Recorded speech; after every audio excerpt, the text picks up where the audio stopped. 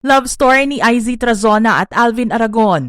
Ano nga ba ang buhay nila noon bago naging makadiyos ngayon?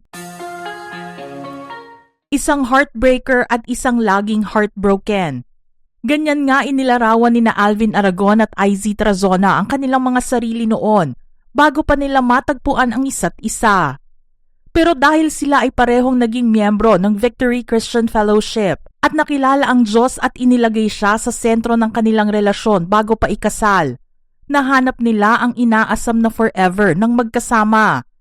Sa pagiging mag-churchmates nila, hindi nila akalain na mapupunta ang kanilang relasyon sa pagiging mag-soulmates. Para kasi kay Izzy noon, ang pakikipagrelasyon ay para lang magkaroon ng boyfriend o para lang masabi na nasa isang relasyon na siya. Umiikot din ang mundo niya sa taong kanyang karelasyon, kaya mas masakit para kay Izzy kapag iniwanan siya ng taong minamahal. Si Alvin naman ay sinabing naa-attract lang siya sa physical ng isang babae at sa umpisa lang siya nagiging mabait noon. Kaya dumating nga siya sa puntong maraming pinaiyak na mga nakarelasyon.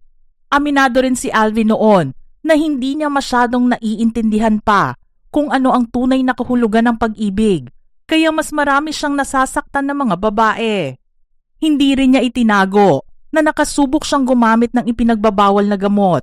Nalulong siya sa sugal, nagnakaw at naging babaero. Subalit sa isang malaking pagbabago sa kanyang buhay, isinuko ni Alvin ang lahat sa Diyos at idinasal na iparamdam sa kanya ang kanyang pagmamahal. March 13, 2009, nang maramdaman niya ang pagmamahal na matagal niyang inaasam na maramdaman. Naging mabilis lang ang pangyayari sa kanilang relasyon na ikinagulat ng maraming tao.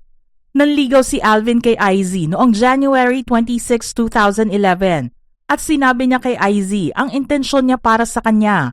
At iyon ay para maging asawa niya. February 16, 2011 nang tanungin ni Alvin si Izzy kung okay lang ba na maging exclusive na sila. Hindi muna nakasagot si Izzy at ipinagdasal muna ang papasuking bagong relasyon. Makalipas ang 2 araw ay sinagot na siya ni Izzy at naging mag-boyfriend-girlfriend na. Wala pang ang 1 buwan ang kanilang relasyon ay nag-propose na kaagad ng kasal si Alvin noong March 6, 2011 at namanhika na rin noong April 1. Kilala si Izzy bilang isa sa mga sex bomb girls na pinasikat ng longest-running noontime show na Eat Bulaga. Ngunit dumating ang isang araw kung saan mas naging aktibong miyembro ng Victory Christian Fellowship si Izzy at nagkaroon na siya ng sariling desisyon. Natanggihan ang pagsusuot ng mga sexy na damit na laging outfit ng sex bomb. Taong 2010 nang aminin ni Izzy sa publiko ang pagiging makadiyos. Inamin niya ang ginawang pag-alis sa sex bomb, pero bahagi pa rin siya ng Day 7 na afternoon serye ng grupo sa GMA7. Ani pa nga niya sa isang interview noon, kahit tumigil na siya sa pagsasayaw, nagtuloy-tuloy ang biyaya ng Diyos sa kanya at masaya siya sa napiling buhay. Higit sa lahat, sinunod niya ang calling na itinakda ng Diyos para sa kanya. Si Alvin naman ay kilala bilang isa sa mga pasaway noon sa reality talent search na Starstruck, kung saan kabilang siya sa Batch 1 noong 2003. Sa kasamaang palad nga lang, siya rin ang pinakaunang natanggal sa kanilang grupo at hindi na nakapagpatuloy pa sa ibang mga challenges para maipakita ang talento na mayroon siya. Umamin si Alvin noon na hindi siya naging mabuting tao at talaga namang pasaway na maraming na-o-offend at nasasaktan na ibang tao. Pero nagbago ang kanyang buhay nang maging isang Christian siya at nakilala ang Diyos. Inihingi na rin niya ng tawad ang lahat ng mga pagkakamali na kanyang nagawa noon bilang isang pasaway, makulit at mayabang na tao. Nang pumasok sina Alvin at Izzy sa isang romantic relationship, pareho nilang isinantabi ang nangyari sa kanilang mga nakaraan. Para kasi kay Izzy, ang past ibig sabihin tapos na. Huwag na pong balikan. Ngayon na kay Lord na po kami pareho. Meron na po kaming bagong buhay. At doon po kami nakafocus. At saka sa future namin po. Dagdag naman ni Alvin, love kasi does not keep a record of wrongs. So kung ano yung mga pagkakamali ko noon, kinalimutan na namin. Natutunan ni na Alvin at Izzy kung ano ang tunay na kahulugan ng pakikipagrelasyon at pagmamahal sa iisang tao nang makilala nila ang Diyos. Simula noon mas naintindihan ni Izzy na ang pagkakaroon ng boyfriend ay hindi lang basta-basta. Iisipin na rin niya kung ang pagpasok sa isang relasyon ay makakapagbigay sa kanya ng panghabang buhay na relasyon kasama ang mamahaling lalaki.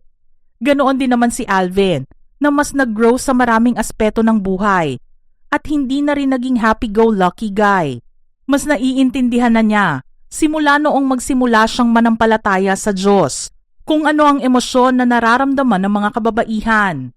Ipinagdasal nila ang isa't isa. 2 taong nagdasal si Alvin na makahanap ng isang babaeng makakasama niya at mamahalin siya habang buhay. Si Izzy ay nakita ang pagmamahal at takot ni Alvin sa Diyos. Kaya naman mas naging madali ang pagmamahalan nilang dalawa. Ipinangako rin niya kasi sa sarili na hindi siya magmamahal ng kahit na sino hanggat hindi niya nakikita na mahal din niya ang kanyang Diyos. Parehong may anak sina Alvin at Izzy sa kani-kanilang naging mga karelasyon. Si Alvin ay may anak na babae sa isang non-showbiz girl.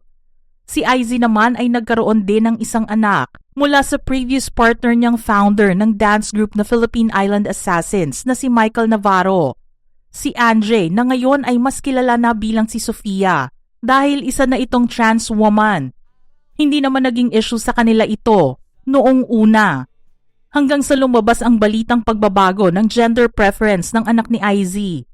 Parehong naniniwala ang mag-asawa na 2 gender lang ang ginawa ng Diyos at ito ay ang lalaki at babae.